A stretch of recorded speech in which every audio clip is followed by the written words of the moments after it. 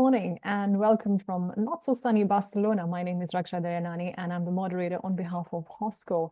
Thank you for joining us today for this panel discussion titled Personal Imprints in High-End F&B Concepts. While you sign in, I'll give you about 2 to 3 minutes. I'll introduce HOSCO.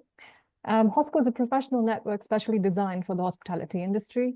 It was born in 2011 to empower the industry by uniting all its professionals, educational centers, and employers in one global network. On HOSCO, you can connect, find, or provide job opportunities, access career advice, and courses to skill and reskill. We currently have more than 1.6 million hospitality professionals and students.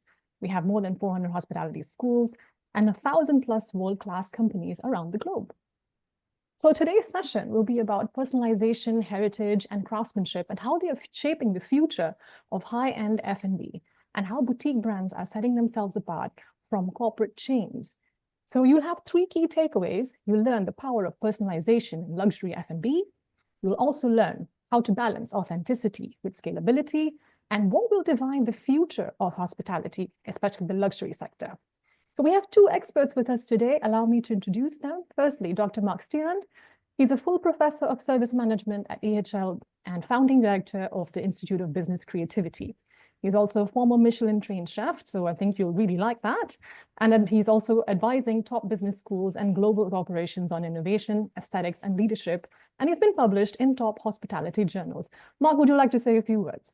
Thank you very much. I'm very happy to be here and exchanging with you, Raksha, and Philipp on a very exciting topic that is very, very dear to my heart. Looking forward. Fabulous. Thank you. Next, we have Philipp Mosimann, who is the executive director of the prestigious Mosiman's Private Dining Club and Global Events. Mosiman's has been driving private events with a heritage-driven yet innovative approach and has catered to royalty, global dignitaries, and high-profile events like the Olympics and royal weddings. Philipp, would you like to say a few words? Thank you very much, Raksha and Marc. I'm very honored to be here. I'm actually based at the moment in Osaka. We're in preparation 24 days prior to the opening of a few pavilions out here in the World Expo, which is about to kick off on the 13th of April. So thank you very much for the kind invitation. Thank you for joining us both. So what can you expect today? We'll have a little bit of a different setup because this is not your usual webinar. We're doing a panel discussion. So first, you'll get a research-driven discussion with real-world insights, and then we'll go into the interactive panel discussion where you'll also get to ask your questions. So in the meantime, while we have the experts telling us a little bit about the industry, please could you pop your questions in the Q&A and we will answer them at the end. And if you're worried about recording, you will get it after a week. And for now, I hope you tune in and enjoy. Marc, over to you. Great. Yes, I have prepared something, as they say in the kitchen. So let me just open this one. Now, I think we should kick off just with a clarification, perhaps a kind of small definition about what we actually mean by creativity. And as you can imagine, there is creativity in all realms of life, of the world. And just picture a child starting to draw a tree for the first time. That's a creative act for the child. It's new to the child, but it's not new to the rest of the world. We have done that 1 trillion times before. So in the business world, it is very important that new creations are not just new. They also need to bring a value. They need to be useful. And the value, of course, can come in very different shapes and forms. It can be a financial value. It can be a sentimental value. It can be a value that creates an improvement in production processes, for example. In the world of Michelin-style cuisine, of fine dining, luxury things, very often the value, the usefulness for the consumer is something that is aesthetically pleasing. We very rarely go to a 3-star Michelin restaurant because we are incredibly hungry. We're going there because we want to experience something that goes beyond the nutrition, something for the mind to be challenged, to be excited, to be exposed to something that is simply beautiful. And of course, creativity can happen on a very, very wide spectrum. And we can all imagine products, especially products, because they're just easier to perceive, to research as well, that were perhaps more in tune with the tradition, with things that we are known, to very, very new things that really push the boundaries. And colleagues of mine many years ago, they compared Chinese approaches of creativity with Western, specifically US approaches with creativity. And they used two terms, the lotus flower for the Chinese approach and the Venus flytrap for the American approach. And I just want to ask Philipp, if you look at Mosimann's over all these a long period of time that you are in business, where would you see yourself in terms of your creative approach? Are you more like the lotus flower, being in harmony with everything that is already there, the tradition, or you say, okay, let's do something that is completely, perhaps even crazy? Thank you, Marc. It's a very, very good question. I think definitely this is something that we toy with probably every day, as not only we've now been, my father started the company 36 years ago, and of course at that time it was very much on his persona, on his name, as you mentioned, with the Michelin star element. His food, which is still a lasting legacy as it is at the moment, but nevertheless, as you see, and that may have been a touch of the lotus, but I think forever we're combining it with the, we call it quite the Venus flytrap, but I think new inventive ideas of going after business for sure. Definitely. So I think there is this careful harmony and balance of business, especially as we see from more and more the outset and political environment that I think encapsulates all of us now globally, business-wise, ever more, ever closer, which prior may have been a bit less as well, but we're seeing that dynamic change. So with that does also for sure come a part where we ever feel that we need to differentiate, and at times make that very clear, make through certain marketing perspectives. Although now we have, together with the social media, ironically, the marketing has become very, very similar in its approach. So how do we then again distinguish from that? Does one almost go back a bit to the tradition and again do it different, such as going out there and visualization, or be it something handheld for people to take back home again, versus just everything on the social media where they know they're being bombarded day in, day out. And if we send out a newsletter, for example, is it something that will really, really be read? Or actually, ironically, in a sustainable way, of course, if we do send them something home that's personalized, it ends up, which is very nice and elegant, on their coffee table that they can share with their friends and be proud of, and the brand is there and seen every day and forcibly handed around a few times. It is this balance. Yeah. And I'm just switching to the next slide, but of course it's still linking to what we discussed, and I think it's very let's say, sometimes we have the discussion, okay, what is more difficult to create? Something really completely new because there is no comparison, or something in the realm of something that already existed, something traditional. And I think both, I would not talk about, which one is tougher to do. It also depends a bit on your personality, the way how your business runs, how you think about things. But just imagine you have you're a young designer and you happen to work for Porsche, and you get the first task is to redesign the Porsche 911, an iconic shape. That is an incredibly tough exercise, right? Because you need to be very sensitive to the tradition, to what people know. And then on the other end, if you do something completely new, just think about, I have a few pictures about, what Rasmus Munk does at Alchemist in Copenhagen. it would not be enough. He would not have 2 Michelin stars and become so, world famous now by just doing something that is bizarre, that is just different. It must make sense in its new paradigm, it's in its new realm. And that's I think always the tricky bit. And if you see here, I mean, just take the middle picture, the Vespa, bringing such an iconic shape to the future. It's a very tough exercise. And I believe that through the aesthetic imprinting to what we not only see, but what we can sense in a taste, in a smell, whatever, we really can experience a business and a person's creativity. And again, back to you, Philipp, here. Can you give us some examples, perhaps, where Mosimann really has this a very specific aesthetic imprint, and where people can experience Mosimann through all the senses? It's exactly, I think you hit the nail on the head there.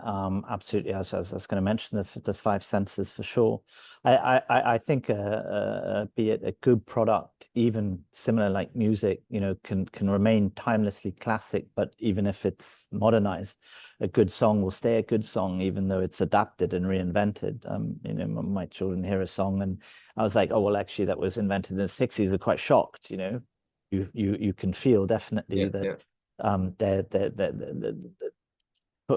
For a product that is good, it will continue. It needs sometimes to reinvent itself. But if you go back to cuisine, in our case, like yourself, I think, and you brought in the beginning, to have does a painter start from scratch, or do they go back from a certain amount of tradition? I think you can never take away the experience. I think at a time you have to learn, I think, for sure, from history, from a basis, from doing, being at a culinary school, culinary diploma, and then, of course, advancing, moving on, and then creativity. I'm not saying you can't be creative without that, and there are many that jump in. But of course, I think it only helps on top. I mean, Picasso was studied as a fine artist initially, and then obviously it evolved, and look at the creativity that's created, and the boundaries that it's pushed in that field. So I think this works very well in culinary arts. On our side, I think one thing, and I just take a little simple element, we still have to today, which Father created at that time, and almost 40-50 years ago, a very simple, beautiful dish, mushroom risotto, with wild mushroom risotto, 5 different types of mushrooms evolved, and it is our signature dish. It is a dish we cook around the world wherever we go. We're going to do it here in an expo again in Osaka, for many people every day, but from Dubai, and we've seen that flavor, and again, in a way, timelessly classic, but I'd say the umami has traveled across boundaries and regions, and we've maintained that. We present it differently now than it would have been done before. There's the show element, of course, too, that we've added. Everything is an experience, as you mentioned, but that 5 senses, I'd say, has gently evolved, but the core and the basis of it has remained. Yeah, great example, and it just reminds me from a fantastic experience I had yesterday. I visited Marc in Edelhäuser and Assas, and for me it is just one of the few culinary temples out there. Absolutely. And a very, very nice gentleman, and he invited me for lunch, and I was allowed to taste his signature dish, pigeon with foie gras and truffles, and I just believe, things that made sense 50 years ago still make sense. Right. Once a chef told me, like, the innovation of today is the tradition of tomorrow. And I think the quality of an invention, of be that a concept, or just simply a dish, will be understood in the future as well. Also, the context may have changed, and it's something very comforting to also go back to the classics and see and feel how modern they were in their time. Yeah, and it's very exciting. Now, you're absolutely right. Yeah. Yeah. I mean, we just add on to that for example, and taking back the tradition. It's interesting that we've seen over these 36 years, we're now getting the second generation coming in as well. So you know that's probably sort of our children's age, and they're younger, etc. And it's fascinating to see their palates react with you know also our food that's been going for that time. And we're seeing, you know, surprisingly also they're loving it. Of course, we're still you know reinventing continuously the presentation and the forms and taking on board what's seasonal and sustainable and traceability. You know, that's forever ongoing, and trends like keto, etc. Well, trends that now you know integrate into health styles, I would call them. But people actually ironically have, you're right, that this comfort zone where they do then come back, and that's the innovation of today, is the tradition of tomorrow, come back to eat what they like, right? That sensory element stays, and that flavor stays in terms of tradition to come back and want it again. And this is something, so you're not permanently always reinventing the wheel. There are touches that are being done, but at the same time, in terms of those flavors, and I think this is one of the most difficult elements, maintaining those standards and that quality of flavor to keep it going for the next 10 years is for us a continuous effort that we want to keep, because we see now the next generation jumping on board as well, which is exciting. Sorry, Marc and Philipp, I'm just going to interject. Marc, your screen has gone blank. There we are. Should be back.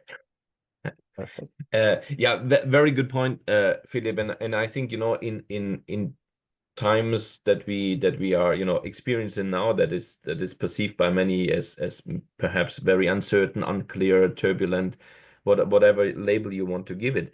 I think especially food and this comforting reassurance of what we know is a very important thing to have. And I believe, you know, food and sitting around the dinner table brings together people, and once you enjoy that, regardless from which culture you come, you will directly be able to connect.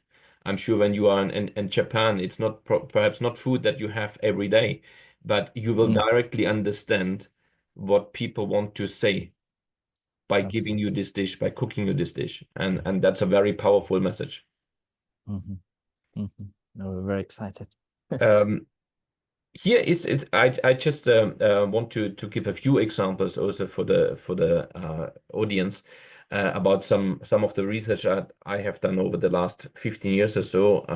Of course, world famous restaurant El Cellar de Canoca became very known, and I think this is also the, you know, the aesthetic imprint here for their fragrance desserts.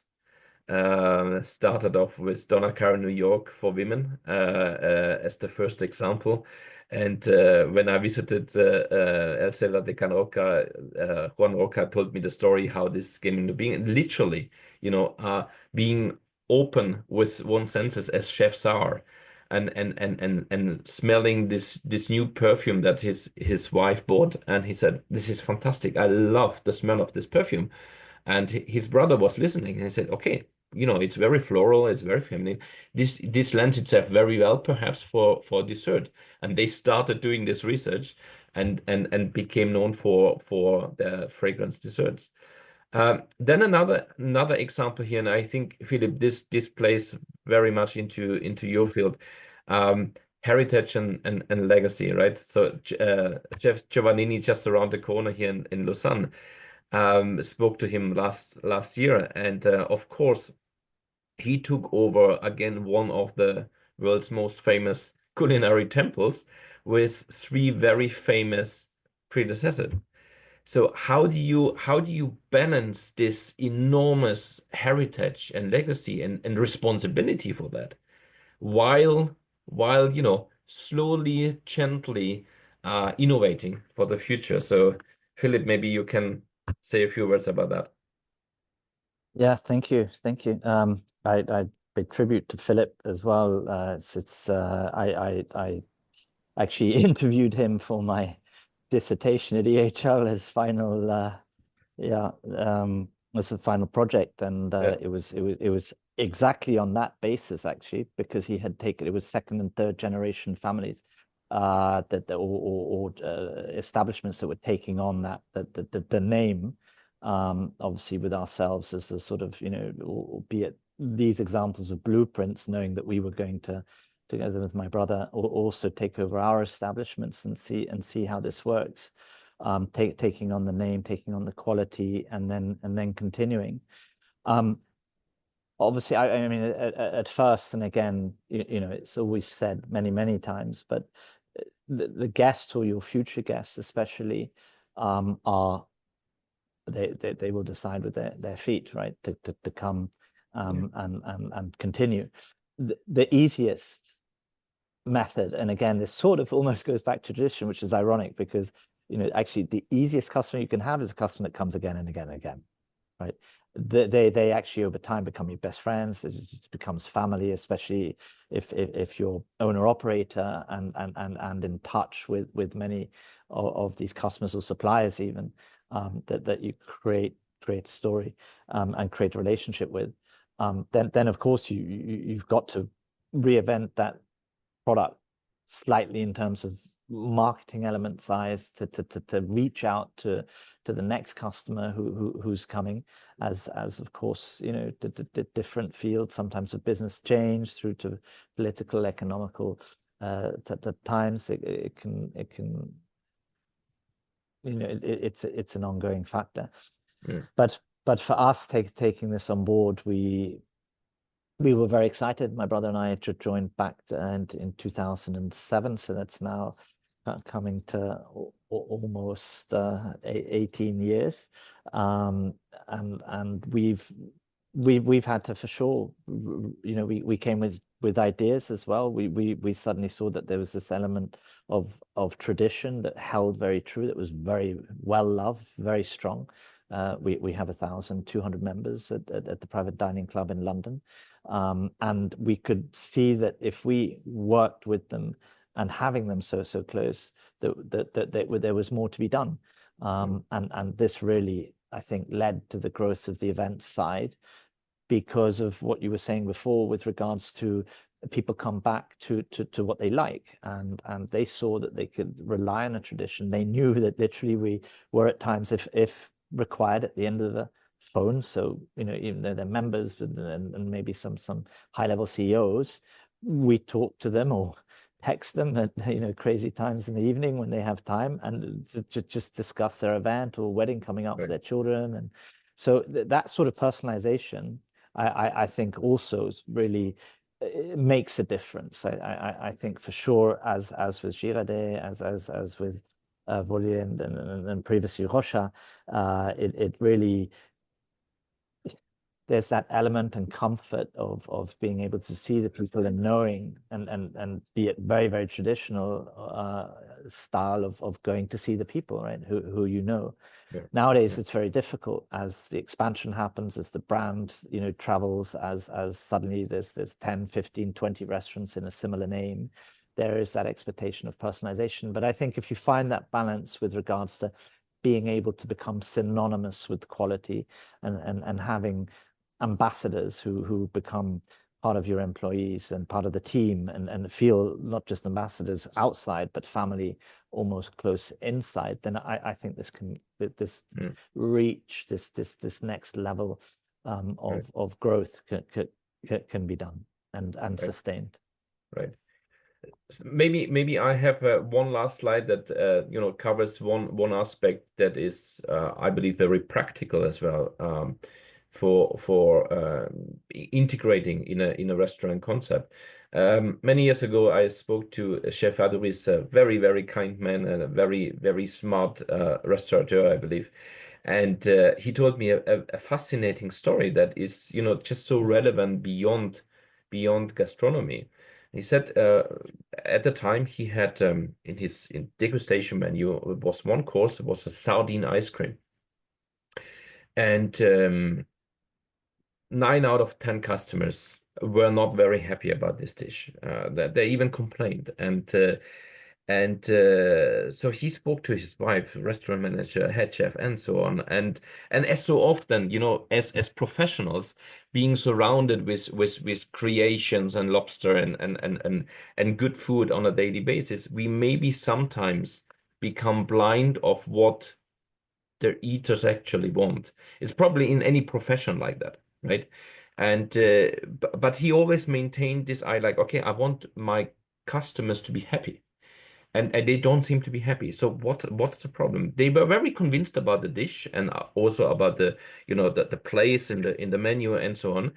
So a few days he took, and then he spoke to a friend of his who is a psychologist, and he said, you know, I know that you're a fabulous chef, and I believe you that this dish is absolutely fantastic and has its place, but your average diner is really scared. As there's no concept of a sardine ice cream. Sardines you eat in Portugal by the sea from the barbecue. And he said, okay, do the following thing. Before you serve this dish, tell your servers to go to the table and say, now, the next dish might be a bit shocking. Do you want to be a culinary adventurer? Or if not, perfectly fine with us. We will send you an equally delicious but more traditional dish. Guess what happened? Of course, all diners said, well, we are here at Mugaritz. Of course, we want to be adventurous. They took the decision. And then afterwards, when they asked the customers, of course, we don't know, did they really like the dish more or less, or did they like it at all? But they were all smiling. Because, first of all, they could not complain. They were given the choice. And second, they really pushed their own culinary boundaries. And they were proud that they were doing that. And I think this is for me a perfect example of a term that, you know, we hear everywhere, co-creation. Include your customer and let them also take sometimes the difficult decisions, right? And they will love you for that. And I think it's something that also makes them feel proud and to be directly part of your experience that you create. Philipp, maybe you have some examples about this. I don't know. Amazing, Mark. Yeah, no, very, very, very clever, actually. Absolutely. I think we try and make sure that from our perspective, because of that closeness, as you said, co-creation, I love it. Together with our members, actually, where we really, because we know who they are, we're in regular contact with them, and there are those who are very there are those who come on board very, very often, and with them we have a special relationship. So we really try to sit down and ask them also the strategy, the things that they like with us, the things that they feel that they would like to see that would also enhance the experience. They're also for us very together to make sure that they can come for the next 20 years, and therefore what does that mean? So and not just this your stakeholders, but also at the same time, for us, our suppliers, we have a very close relationship with them, making sure that they're also ambassadors, that it goes out. But absolutely, our co-creativity with regards to also a similar approach in that sense. New dishes, sometimes literally bring them down to the kitchen, let them see it from themselves. We have a private dining room which is literally facing actually Father created at that time the terminology, it's a private dining room in the kitchen. That was his thing in Dorchester back literally in the 70s, where he used to bring some of the well-known stars who were just thrilled to be behind the scenes, and everybody's a bit, again, sort of taken down. You can be smart and everything, and you come in and but as soon as they come into the kitchen, sort of a bit more raw, take it back to the basics, people are suddenly like, whoa, like little children. Actually, they come along very thrilled, and again, part of the whole experience is that they see what goes on, and as such, we very much welcome, and we're very open to it. Sometimes some of the members come help cook, they come and do a dessert, or they're integrated in a starter or a main course with us. We have special we have sort of themes and evenings where we do that together, and that's a lasting impression like that. And then again, it's another added extra card for them to then afterwards they'll have the dinner and they'll literally eat what they cook, and at the same time they will remember those dishes forever and will come back and say, oh, I remember with their friends I cooked this dish and this is how you do it. So it's engagement as well, together with that, as you mentioned, co-creativity, which I think is absolutely fundamental. And the more emotional the whole experience can be with your customer, the more they're attached to the brand, to the product, and to coming back. That's a great example, Philipp, and I think this is really also showing the importance at your business of hospitality, and sometimes I have the feeling we have now concepts where it is this kind of perfect aesthetic show that is pre-designed, but the hospitality is missing, the heart is missing, the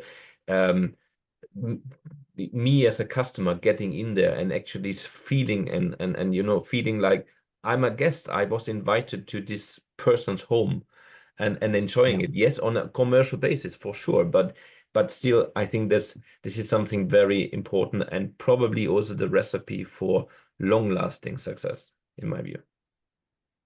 Oh, very much. Absolutely. Okay, back to you, Raksha. Fabulous. Thank you both. That was quite engaging. Let's get over to the panel discussion. And I think we have a lot of questions as well from the audience. So I think it'll be quite engaging today. Marc, I have the first question for you. You mentioned about aesthetic imprint and how every chef has a unique creative signature. So how can F&B professionals develop and identify their own? That is, of course, a very tough exercise. My first answer would be, because this, I really, first of all, believe in that. I have gone through this myself in a different field, in the academic field. But I also see it through my studies with other chefs. It's the so-called master-apprentice relationship. Now, this relationship is often misunderstood as a kind of, you know, cloning of the master, but it's actually the opposite. So if you are talented enough that a master takes you on, he or she will actually work out an improved version of yourself. That's the whole purpose of the master-apprentice relationship. And one element in the chef world is really to figure out over time what is my so-called signature, what is my aesthetic imprint, my style of cuisine, so that when you cook something, people can actually recognize, even if you have never cooked that dish before, this is a Philipp Mosimann dish. This is a Marc dish. Yeah. And I think this is important. We know this from brands. We can recognize a Porsche from far away, even when they created their first SUV. Was perhaps not the nicest version ever, but following versions were clearly in the design language of Porsche, and that of course also can happen on the personal level. And I would always say, I recommend all my students look for an older person. Age is not a guarantor that somebody is a master, just to say that clearly, but look for an older person who is an expert in her field, and ask, can I work with you? Lovely. So mentorship, I think that's really, really cool. Yeah. Right. Philipp, I have a question for you. And you spoke about how personalization is at the core of the experience that you offer at Mosimann's. So what is one of the most unique requests you've received, or even if you have a couple of examples you can give us? I think that would be really nice for the audience.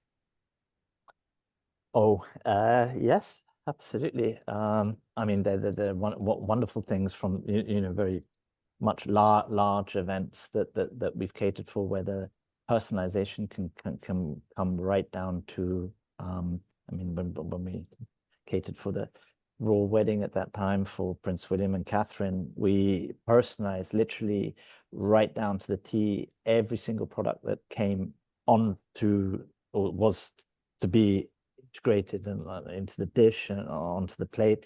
After a while, everything had to come as fresh as possible from the British Isles. So we then went around and said, okay, let's integrate the 4 nations into this because it represents the United Kingdom. We then went as far as, for example, so we found out that Catherine grew up in Bucklebury. We went to get the honey from Bucklebury, created an ice cream for her. We saw that they obviously met in St. Andrews. So we created the story for them together. And I was very blessed to be able to have lunch with them at that time. And as we were putting these, elements of the detail, they understood that, that this was something, wow, something across, their very young lives at that time, that we'd integrated these dishes that became a story. And I said to them, I want this to be, the story where it makes sense to put these elements of food and personalized, that it's your dinner, and that you can share this with your friends as such, and that there's meaning into these individual ingredients. And they loved it very much at that time. And I remember, again, it became very emotional, very, very tight, because, we surprised her and said, oh, here's the honey from Bucklebury. She's like, oh, I know that shop, and that's exactly where, I grew up. And I said, we've created an ice cream, and we know that, he likes chocolate. And so we put these into a trio in desserts that became something, again, very, very personalized. So that, for example, at one level that we do, but then it can be, the simple dinner for 2, where we have next door as a surprise. It was an engagement that came out, and we're there taking care of all the small details and elements in the private house, and it was in their living room. It had a stunning view over Hyde Park at the time, and she had no idea, and we're there as a backup. So it's lovely to be integrated into all different types and sizes of the events and personalization, where as much or as little is required, and just go a little bit above, and just have I'd say seeds of where it becomes then the client's idea, but initially just we try and plant the seed, and then it grows in terms of creativity, and they love it, and then you can really work on that together. That's a lovely story. And just to jump on this very quickly, it's that's what I call details that matter. And it, you can still serve a beef Wellington, but you have a detail in there, and people will be touched because they see you have thought about them. That's the essence of hospitality, right? And lovely story. That was beautiful. I like how you created a memory for them, just something to say, something Correct. from childhood and something at your wedding. I don't think that becomes forgettable. Yeah, absolutely. And I think integrated into that, I mean, it's even the things that we're doing out here for 4 different pavilions. Every dish, again, the different elements we've created. Recreated something like a special beer, for example, that we've personalized from the UK with the 4 nations. And we've brought that over, and we've made it specially only available in the pavilion. And there's many different items that are coming over that's special in that sense. But I think if you can, and again, this is maybe this fly trap element, but if you can tell a story, if you can not just you educate through as food, but the story, as you mentioned before, where the customer is given the choice, that the client is integrated, co-created into the dish, that memory lasts, and then actually it's priceless in that sense, because you've given them the experience, but you've also educated them at the same time. They feel involved, and they want to come back for more, and they'll tell their friends. You have a wonderful ambassador. So sharing stories in that sense, as basic as that sounds, but as complicated as it can get to put it together, is something that we've done naturally for generations, and it's spoken, right? It's word of mouth. Fabulous. So on that note, I mean, you mentioned that you went all out and included the 4 nations, but that type of personalization, I think, depends on the context, and it has to be scalable. So, and how do you do that? Which brings me to another factor.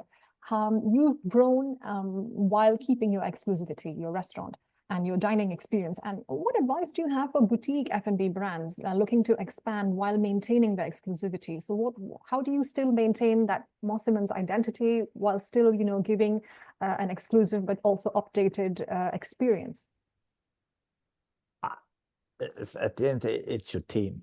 You can only grow in our industry. Of course, you can grow on different things at different levels where you say, okay, fine, I can scale that up, but actually I'm going to sell it online and it becomes a product. And sure, that's one way of standardizing the product. I mean, if we recreated our risotto and decided to sell it online, and it's quite interesting in Japan, they're very good at that. That's for sure one way. But if you do it, I think through covers and brand, and we do events at Olympics and World Cup and rugby.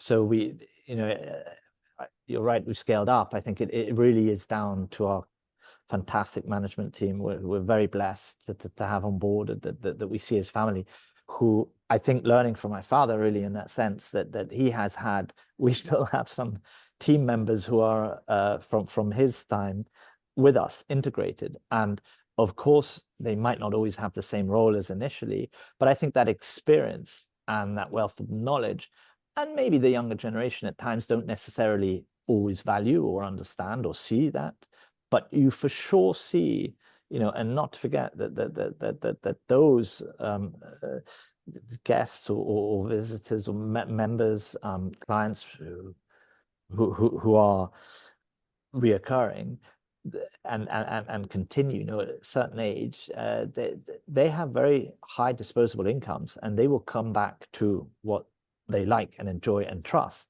And if they see similar faces whom they have always seen, they go back to that. It's quite a simple element. So I taking that on board and having experience, I said, okay, the way that we're going to grow is of course, and you mentioned before with the apprenticeship master. I love that. I think that is absolutely true. But I also think it works in the reverse, so that people might see me in terms of master, we take on board apprenticeship and they grow. But at the same time, I always see my role differently. It's not just as the teacher, but also as the student ongoing. And now I'm learning from the next generation as well. And having that sort of open communication almost at a flat level, where we're really, sort of similar to the Knights Round Table, everybody has an equal share at the table, and we discuss and solve issues that are, daily, ongoing, or at least, people come with the solutions, which we highly encourage to the table. Helps grow, because then they say, oh, I have somebody really good when a new project does come, and then I let them run with it, and that helps massively. We're doing Formula One now in Monaco. I have a team down there. We're working on Cannes Lions as well. We've got a similar team there. We've got the team in London. We're here. We just came back from Singapore. So it's quite, and I don't think, we've got close to 100 staff coming on board in the next 10 days now to join us at Expo. So, and I think the best filtration has been, and of course things become a culture, it becomes a brand essentially. But if you have recommendation from your colleagues and they recommend their friends, then there's again that familiarity element of it, that closeness, and that's really the best way to from our perspective, to get the best staff and to scale. Absolutely. That's really insightful, and it ties in so much with the research that Marc shared with us. So Marc, I have a question for you on that note. So what are the biggest risks when a luxury brand scales, and how can you, and I mean, research-wise, what do you think has been your experience? What insights have you found? Yeah, I think the problem is perhaps more emphasized in the luxury area and the personal luxury area than in others, is that you lose this personal touch once you scale. There is I'm just taking Philipp's example of, you know, now selling the risotto online. I think, I mean, that came on a silver platter. It's a fantastic idea, of course, great. But Mosimann's could only grow because there is so much more to it still, and the Mosimann soul is breathing in all the different, you know, areas of the business. And sometimes I think perhaps what can happen when a luxury brand starts to scale is that they're looking at some iconic products perhaps that they have created, some sort of perhaps even interior style, and then they duplicate that. But at some point it becomes empty of the people who actually stood for and behind that brand.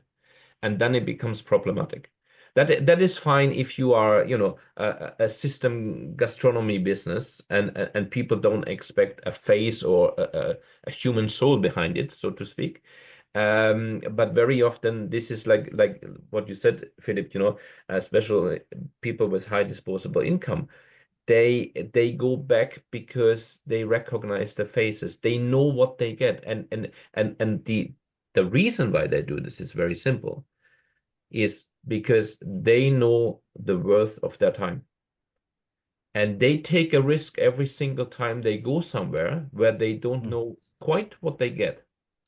And they don't like that. And I think for me, time well spent is today's currency of luxury. And, you know, in the past, it was maybe chandeliers and gold and diamonds and all this. Yeah, they can buy that. They have that. But the real luxury is time well spent. And if a luxury boutique a company can do that, even when they scale, then I think they have found the magic potion.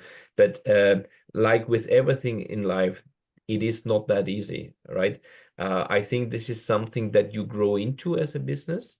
And I would just, you know, say a word of warning because of you know, social media that we have. I truly believe there is almost nothing in life where we can just follow 5 steps, become a millionaire, and lose 20 kilos at the same time. Life is not that simple. I guess Philipp can give many examples where, you know, things seemed very logical on paper, and then you started and it was quite different and more complex, and, you know, problems that you could not foresee, and you have to overcome them, right? Somehow. Absolutely. That's amazing. I also have some questions from the audience. I'm just keeping an eye on the time. Yes. If you're okay with that, we'll go over to those. Sure. Okay. So I have a question here. So I think both of you can answer this one. Some luxury brands are exploring the fusion of ultra exclusivity and sustainability. Do you think the true luxury of the future will be extreme exclusivity or an integration with nature and eco-consciousness? Who wants to answer? Okay. Okay. I try. You know, simply the word ultra indicates for me already that this is something that happens now and it will bounce back. It is always like this in life. I can give you a very specific example. When the so-called molecular gastronomy started as a movement, a completely wrong term, was invented by a journalist. Avant-garde cuisine is actually the right term. It was very extreme. People could not recognize this as food. I think Ferran Adria struggled several times before he actually became, you know, the successful restaurateur that he became. Because any movement, anything new needs to start extreme before it finds some sort of equilibrium back. The other part of the question, the sustainability part, yes, because this is simply very natural. It is. I find it awkward that we actually talk about it so much, because if we think about, you know, that we need to put the word organic on food in supermarkets, it's bizarre. What else than organic should food be? Right? So I'm pushing now deliberately and putting it like this, but food should be organic, full stop. Yeah. Yeah. I agree. There's another question. You mentioned in the beginning the importance of the location design. And what is your view on new technologies integrating into dinner experiences? Perhaps, Philipp, this one, you might be able to answer this one. Someone also asked, probably it's related, how do you think artificial intelligence and automation can coexist with the concept of luxury without, again, losing that special touch that you offer? I think it can enhance it, to be honest. I think we're really at very, very early days. I think it's a fascinating time that there will be things that we can, as long as, from my experience, be it, you know, hands-on, be it sort of grown up in the kitchen, literally, you know, from father's side, going out, doing education, having been at Lausanne, and then going to do internships, then working in the field at all levels, and then right up to corporate, and now coming back to do. I think wherever the improvements are, as long as it doesn't cut short the guest experience at the end of the day, and you're enhancing it, then on every side, the things that definitely welcome should be integrated, you know, for sure.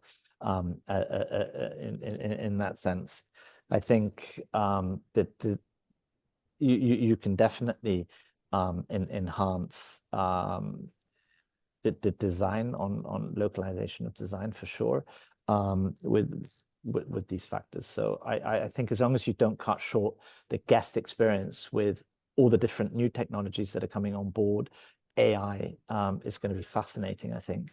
I mean, we've only, you know, we're just entering, and it'll be amazing to see what goes on. I remember, you know, literally when I left EHL, which is crazy, I you know, back in 2000, I was sending my CVs to for my next job, you know, and then it was a telephone call on a landline to ask HR if they'd received it, because I wasn't sure it was, you know, to the Far East, etc., whether it got there by snail mail.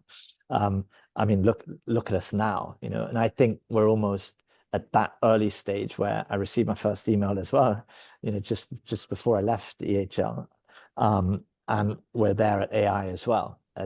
Only at the beginning. I think this is just it's going to be huge, and I don't think we know necessarily what is about to come. But I think if it can enhance that guest experience, doesn't cut it short, and that's to go all around. I think back of house procedures as well as front of house, then it will be fantastic for our industry.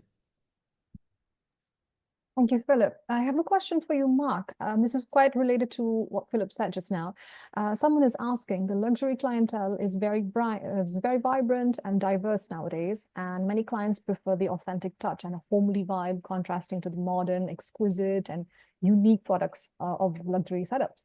So how can luxury brands focus on keeping the authentic experiences with providing a homely vibe without losing their functionality of luxury?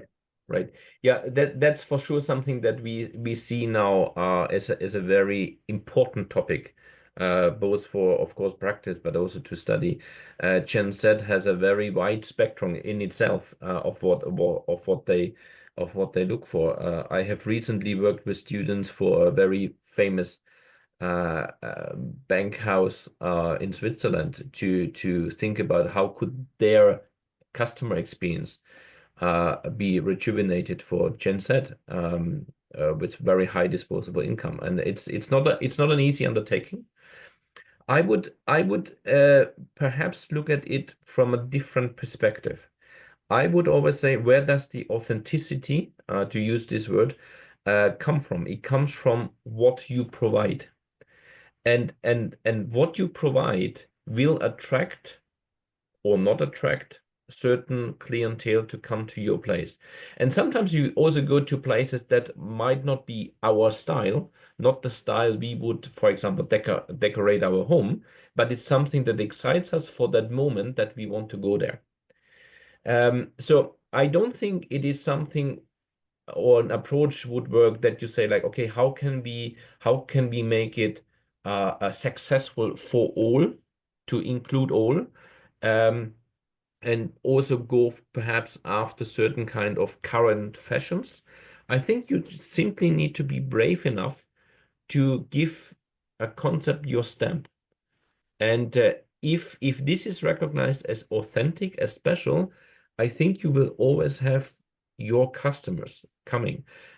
This boils down even to styles that chefs are cooking. I mean, the famous chef Tim Rauer in Berlin, he's known for very, very almost aggressive spicing, and he loves that.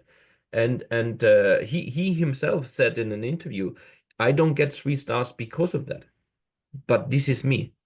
And he's highly successful because people who love that, they will go to Tim Rauer to experience exactly that. Great. Thank you so much for that. And now's a question for you both. I think this will be probably one of the last ones, or maybe penultimate. What do you think? The future of modern gastronomy, is it actually a return to original flavors or the creation of completely new flavors created by new cooking techniques? Very, very, very good question. We look at this every day. I think, and I'm sure Marc's going to add on too. But again, there's that element of timelessly classic. So if those flavors, I think that that people love, that travels through generations, that will continue, and it might be reinvented.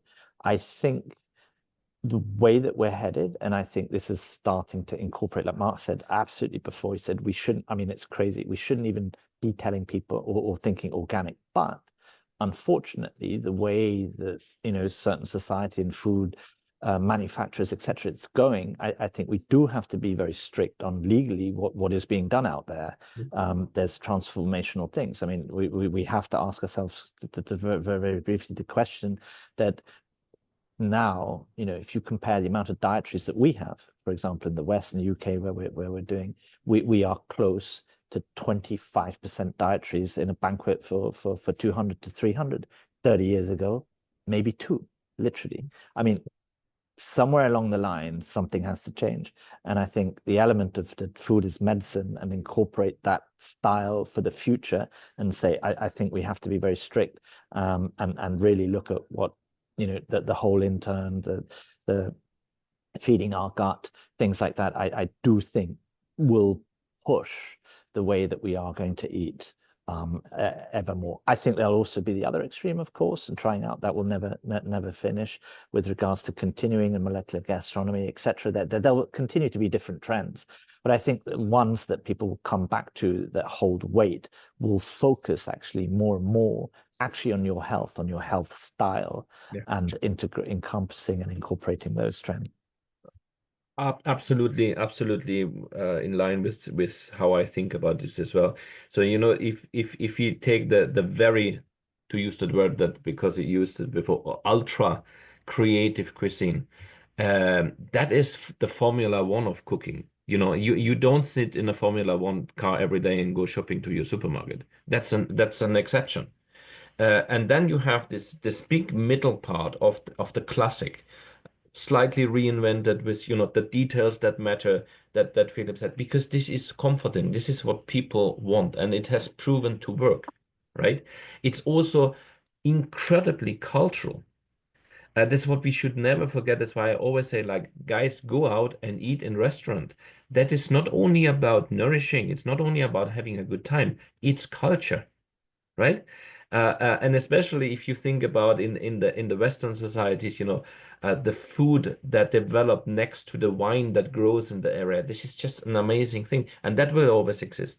And then, of course, on the other spectrum, we have new technologies. We have, because of the new dietary requirements, things like alternative proteins and so on and so forth. And what I see there, last point, is really these things are often developed by people who do not come from gastronomy, who do not come from a chef business, and they need to be paired with connoisseurship now. They need to be made delicious because often they are not. Fabulous. Thank you so much to both. This has been super engaging and very insightful.